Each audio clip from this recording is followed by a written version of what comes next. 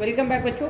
मैं ऋषि एक बार फिर से आप सभी का बहुत बहुत स्वागत करता हूं आपके अपने यूट्यूब चैनल F2 एजुकेशन में। बच्चों आज जो है हमारा ये आपके ओ लेवल का थर्ड पार्ट लेकर के आए जो आईटी टूल्स का चैप्टर फर्स्ट है, ठीक है, जिसमें हम लोग जनरेशन ऑफ कंप्यूटर्स पढ़ेंगे और कैरेक्टरिस्टिक्स ऑफ कंप्यूटर पढ़ेंगे। ठीक है, दो टॉपिक हम इसमें कवर करने वाले हैं। तो चलिए बच्चों चलते हैं, वीडियो को स्टार्ट करते हैं। लेकिन वीडियो को स्टार्ट करने से पहले अगर अभी तक आप लोगों ने चैनल को सब्सक्राइब नहीं किया है तो सबसे पहले आपको चैनल सब्सक्राइब करना है, उसके बाद वीडियो को कंटिन्यू करना है, ठीक है ना। तो चलिए और हम लोग अपना टॉपिक ले लेते हैं और टॉपिक स्टार्ट करते हैं। तो सबसे पहले आपका आ जाता है लिमिटेशन ऑफ कंप्यूटर। यहाँ पर हम लोग क्या सीखेंगे?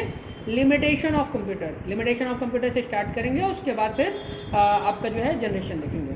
तो बच्चों लिमिटेशन की अगर हम लोग बात करते हैं तो सिर्फ 3 लिमिटेशन ही आपकी जो है इसमें पॉइंट आउट की गई हैं, जो कि बहुत छोटी हैं। तो सबसे पहला क्या है? लैक ऑफ कॉमन सेंस, ठीक है ना।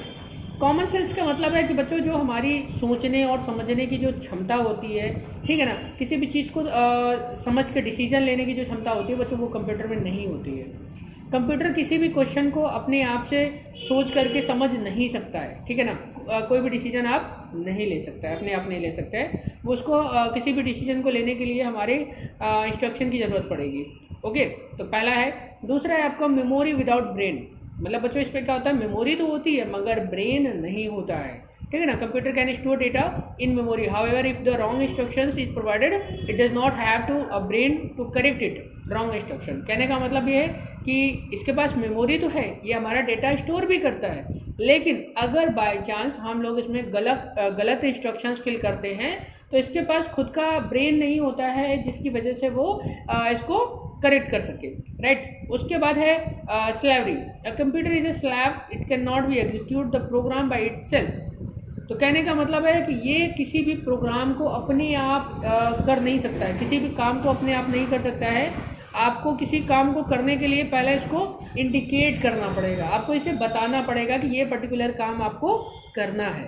ओके, इसके बाद आपका आ जाते हैं और हम लोग देख लेते हैं computers and latest IT gadget.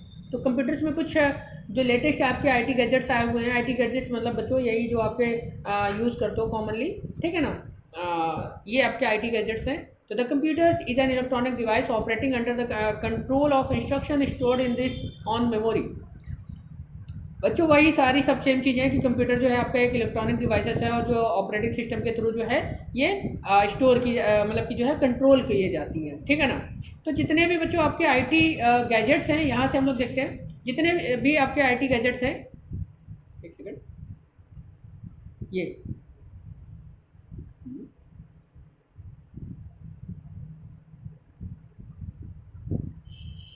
एक सेकेंड बच्चों,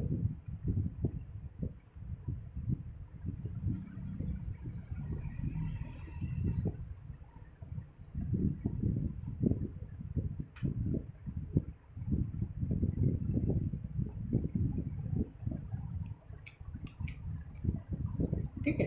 तो बच्चों यहाँ से आप देख सकते हैं कि ये desktop computer, laptop, smartphones and tablets have a lot of common, ठीक है ना। यानी क्या ये सब चीज़ें क्या है? बहुत कॉमन है, आप लोग बहुत ज़्यादा इनका यूज़ भी करते होंगे, ठीक है।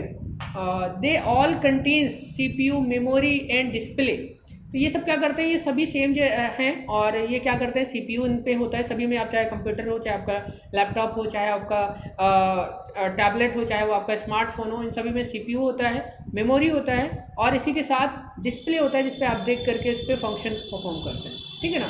तो अब यहाँ पर हम लोग चलते हैं और जनरेशन के बारे में बात करते हैं। तो यहाँ पर देखिए नेक्स्ट हेडिंग आपको मिल जाएगी, evolution of computers and its application, ठीक है। तो एप्लीकेशन में जो है हमारा जो 16वीं सेंचुरी थी बच्चों, ठीक है, जो 1600 शताब्दी थी, जो 16वीं शताब्दी थी, जो 1600 सन चलते थे, वहाँ पर आपका कंप्यूटर जो आया था और उन कंप्यूटर्स को आज तक हम यूज़ में ला रहे हैं, ठीक है।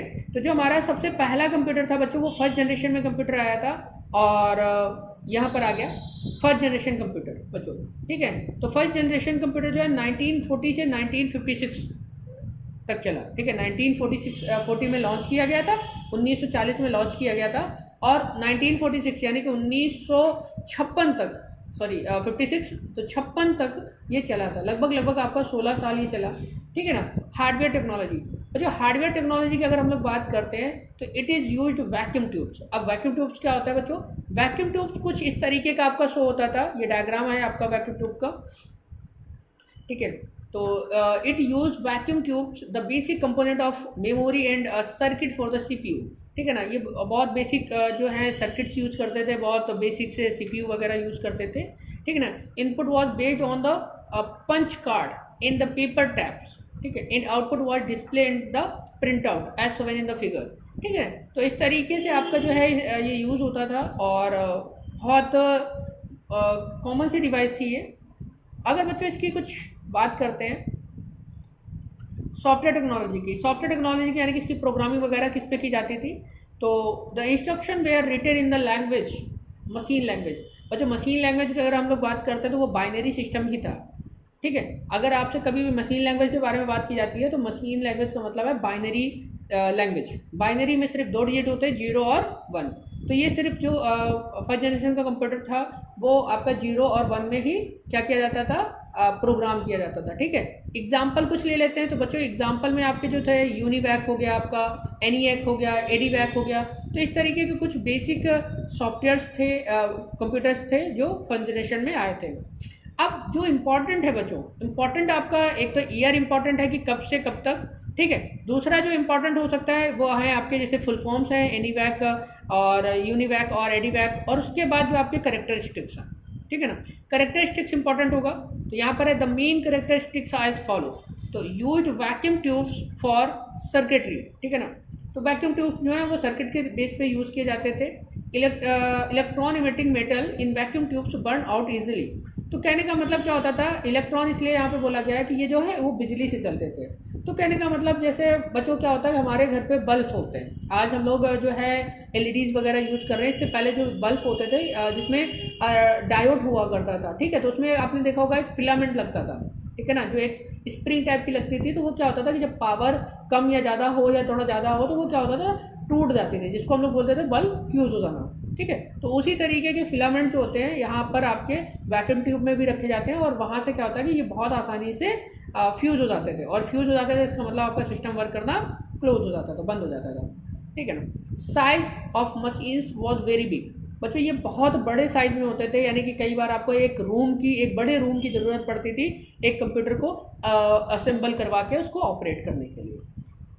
वेरी एक्सपेंसिव, बहुत महंगा आता था बच्चों। Generated a lot of heat so it need air conditioners, ठीक है ना। यानी कि ये उस टाइम पर बहुत ज़्यादा हीट जनरेट करते थे, तो इसलिए इनको चलाने के लिए आपको एसी भी रिक्वायरमेंट होती थी, यानी कि आपको एसी की भी ज़रूरत पड़ती थी ताकि ये सही से फंक्शन कर सके, क्योंकि ओवर हीट का भी प्रॉब्लम रहता था इनके साथ। कंज्यूम्ड लॉट ऑफ इलेक्ट्रिसिटी, ये क्या करते थे, बहुत ज़्यादा इलेक्ट्रिसिटी जो है आपका यूज़ करते थे, क्योंकि बहुत बड़े थे, इतने सारे सर्किट्स लगते थे, तो इसलिए बहुत ज़्यादा जो है ये यूज़ करते थे इलेक्ट्रिसिटी।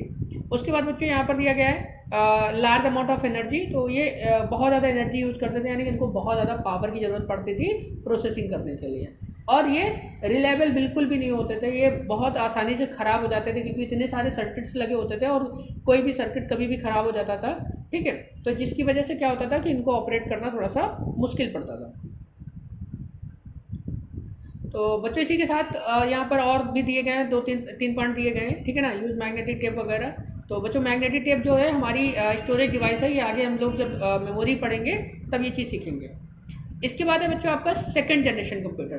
तो सेकंड जनरेशन आपका वहीं से स्टार्ट होगा जहाँ से फर्स्ट फिनिश हुआ। तो ये 1956 से स्टार्ट होकर के 1963 तक चले, यानी कि 1956 से लेकर के 1963 तक चले, ठीक है।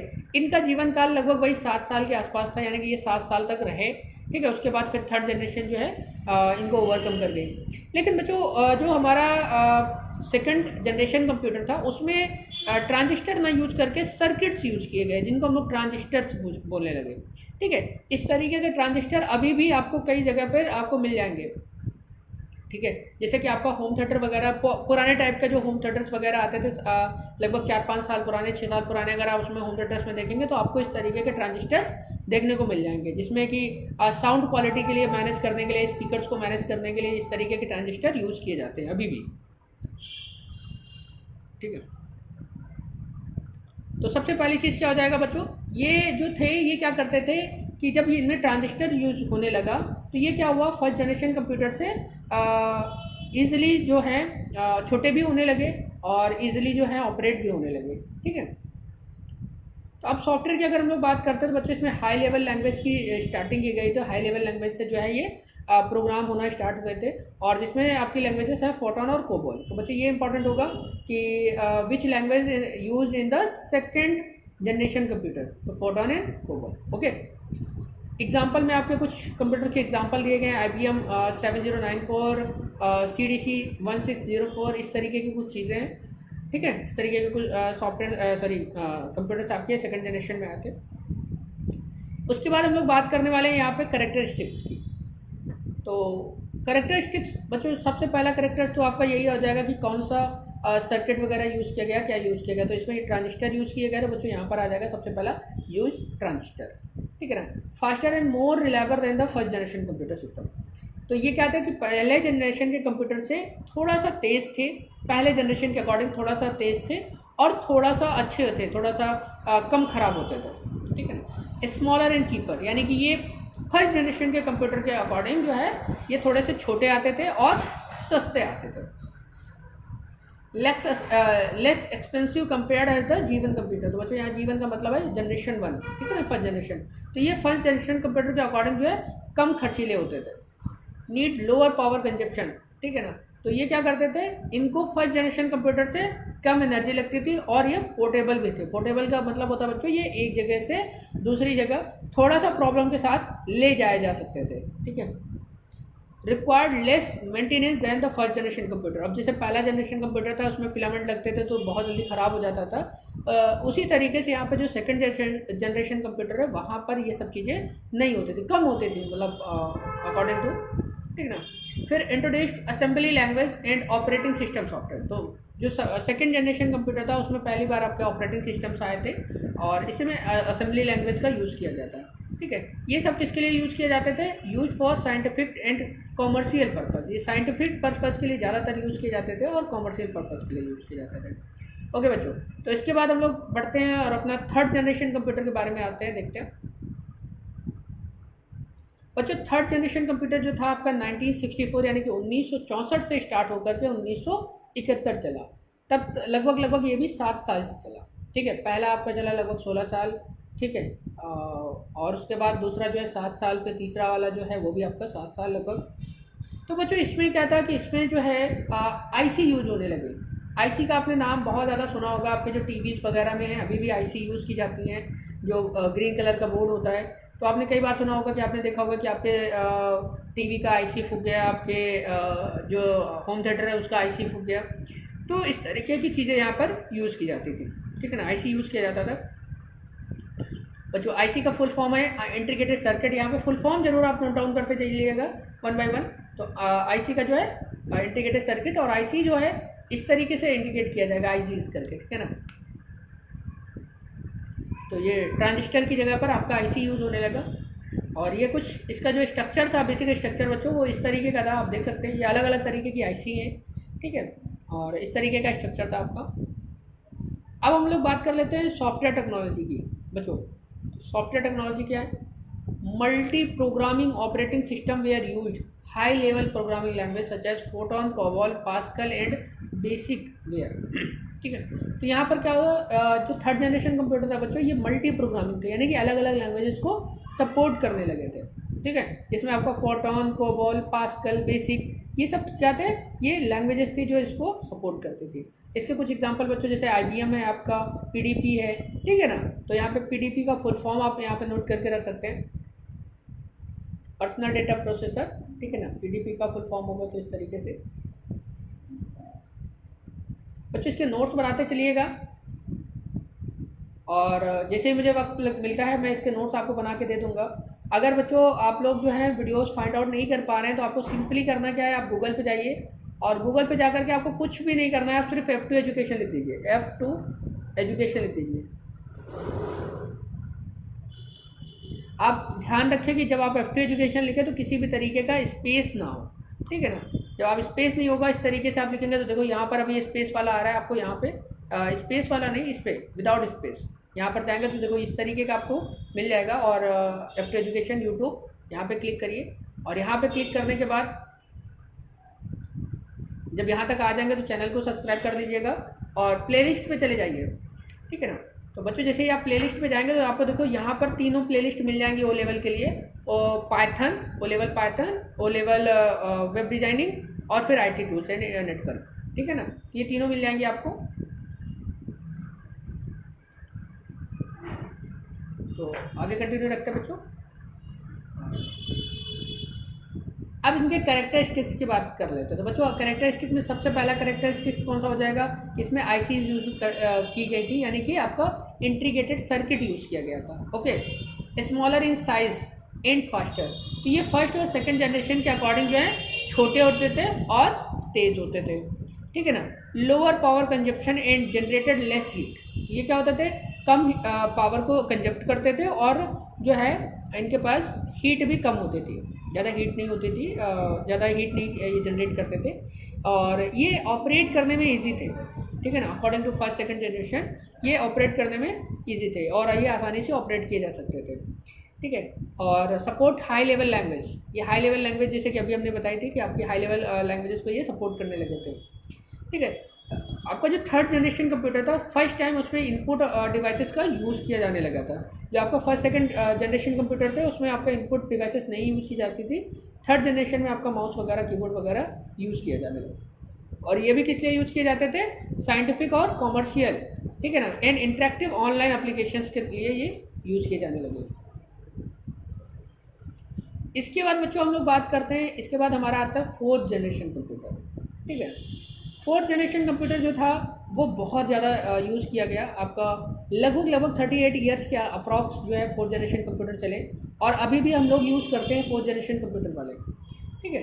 तो जो बच्चों फोर्थ जनरेशन वाले कंप्यूटर थे उसमें LSI यानी कि लार्ज स्केल इंटीग्रेटेड और VLSI यानी कि वेरी लार्ज स्केल इंटीग्रेशन, इन दोनों टेक्नोलॉजीज का हम लोग यूज़ करने लगे, ठीक है। इनके बच्चों फुल फॉर्म जरूर नोट डाउन कर लीजिएगा, ठीक है।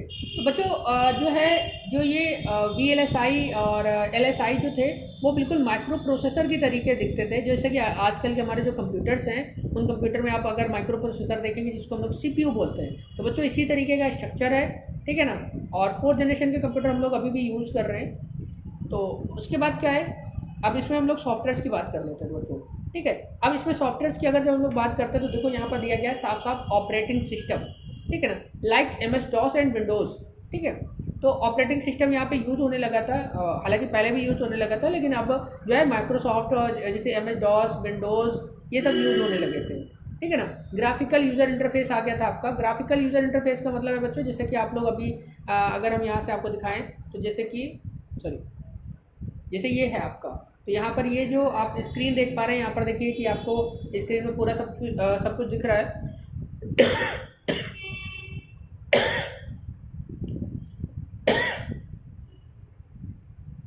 आइकन्स वगैरह दिखे, तो ये क्या है, ये यूज़र इंटरफेस है जिसमें आप चीज़ों को देख सकते हैं, ठीक है। इसके साथ ही हम लोग आगे चलते हैं और आगे देखते हैं।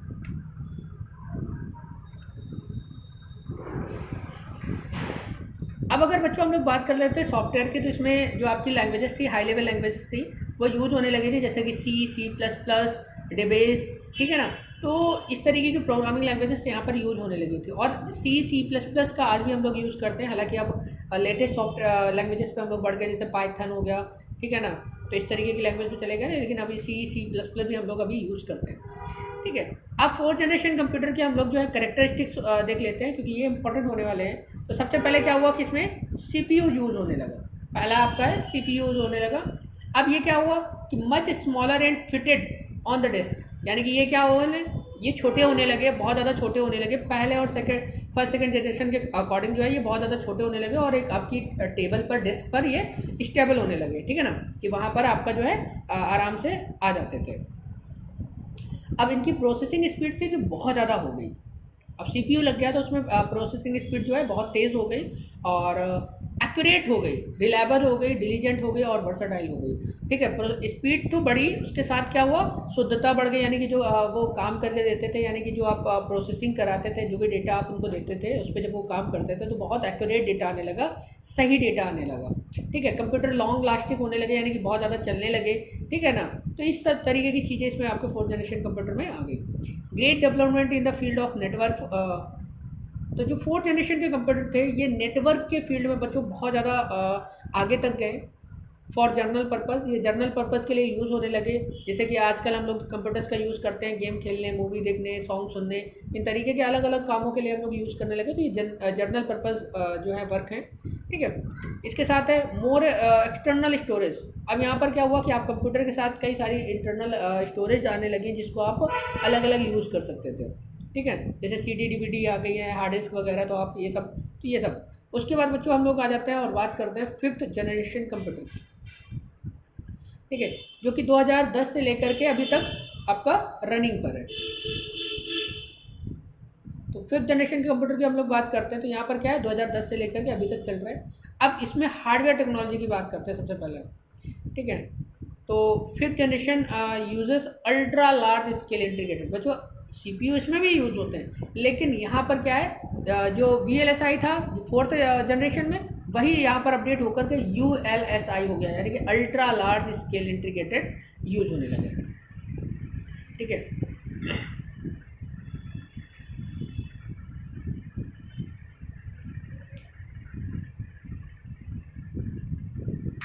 अब इसमें जो है सुपर कंडक्टर्स यूज होने लगे आज, helping to make the artificial intelligence reality. ठीक है, तो आप सभी को पता होगा कि इसमें AI यूज होने लगा था। जो हमारे 5th जनरेशन के कंप्यूटर है उसमें आर्टिफिशियल इंटेलिजेंस यूज होने लगा है। आर्टिफिशियल इंटेलिजेंस के कुछ, जैसे कि आपको अगर मैं एग्जांपल दूँ, जैसे कंप्यूटर ऑटोमेटिक क्या होता है, आपका जो है स्क्रीन वगैरह ऑफ कर देता है। जैसे कि ठीक है ना, आप मोबाइल में चेक करेंगे कि जब आप कॉल के लिए जाते हैं तो आपका मोबाइल जो है ऑटोमेटिक लाइट ऑफ कर देता है, और जब कॉल कट करते हैं तो ऑटोमेटिक लाइट जो है वो ऑन हो जाती है। तो ये सब AI का काम है बच्चों। ठीक है, अगर हम लोग सॉफ्टवेयर की बात करें तो इसमें जो लेटेस्ट लैंग्वेजेस हैं वो सपोर्ट करती हैं, जैसे कि जावा, पाइथन, C#। ठीक है ना, ये बच्चों C#, बोलते हैं इसको हम लोग। अगर कहीं पे ये स्ट्रक्चर बन के आ जाए तो आप इसको देख कर समझ लीजिएगा, ये C# है। C++ और C#, 3 लैंग्वेजेस हैं। ठीक है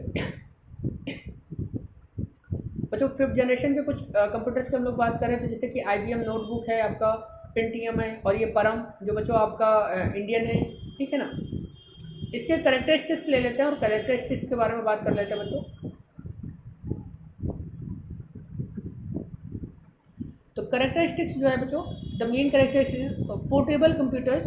पहले तो ये क्या होने लगे, पोर्टेबल होने लगे। जैसे कि अगर आजकल हम लैपटॉप की बात करें तो कितना पोर्टेबल है, आप कहीं भी इजीली कैरी कर सकते हो, नो प्रॉब्लम। ठीक है, पावरफुल होने लगे, चीपर होने लगे, यानी कि सस्ते भी होने लगे, और काफ़ी ज़्यादा फास्ट प्रोसेसिंग भी होने लगी। ठीक है ना, और easier to use desktop machines. उसके बाद है development of the true artificial intelligence, यानी कि यहाँ पर ट्रू AI जो है डेवलप हुआ पूरा। ठीक है ना, नेचुरल पैरेलल प्रोसेसिंग डेवलपमेंट हुई यहाँ पर। More user friendly interface with multimedia features. Multimedia यानी कि आप कंप्यूटर के साथ आप बहुत सारे काम कर सकते हैं। अगर जैसे हम इमेज डॉस की बात करते हैं बच्चों, तो वहाँ पर क्या होता था कि एक ब्लैंक स्क्रीन और वाइट टेक्स्ट, इसके अलावा और कुछ नहीं होता था। लेकिन जब ग्राफिकल यूजर इंटरफेस आया तो यहाँ पर बहुत सारी चीज़ें आप देख सकते हैं, इमेजेस देख सकते हैं। ठीक है, मूवीज़ प्ले कर सकते हैं, गेम्स वगैरह प्ले कर सकते हैं। तो बहुत सारी जो नए चीज़ें आई हैं वो ऐड हुई हैं यहाँ पर आकर के। Use for commercial interactive online multimedia. ठीक है ना, तो ये इंटरेक्टिव मल्टीमीडिया के लिए साथ यूज़ हुआ, जैसे कि आपका ग्राफिक्स, ऑडियो, वीडियोस। ठीक है ना, नेटवर्क एप्लीकेशन, ये सब चीज़ें इसमें इंक्लूड करके जो है ये बहुत बेहतरीन जो है बन गया। ठीक है, तो बच्चों इसी के साथ आज की वीडियो को हम लोग यहीं पे विराम करेंगे, और जो हमारी नेक्स्ट वीडियो आने वाली है वो वहाँ से हम लोग पढ़ेंगे IT gadgets and their applications, इनके बारे में पढ़ेंगे। बच्चों मैं आशा करता हूँ कि आप लोगों को जो है वीडियो पसंद आ रहा है, और अगर आप में से किसी को फ्री प्रोजेक्ट चाहिए, अगर फ्री प्रोजेक्ट वो लेवल का प्रोजेक्ट चाहिए, या फ्री प्रोजेक्ट जो है आपको सबमिट कराना है, तो जो आपको नंबर्स दिए गए हैं, आप थंबनेल में आपको मोबाइल नंबर दिया गया होगा, आप उस पर मैसेज करिए। जो कंडीशंस हैं अगर आप उनको फॉलो करते हैं तो आपका जो है फ्री आपको O लेवल प्रोजेक्ट मिल भी सकता है, और आप फ्री आपका जो है प्रोजेक्ट O लेवल प्रोजेक्ट आपका सबमिट भी हो सकता है। ठीक है, बिना किसी चार्ज के। तो चलिए बच्चों, मिलते हैं नेक्स्ट वीडियो में, तब तक के लिए थैंक यू।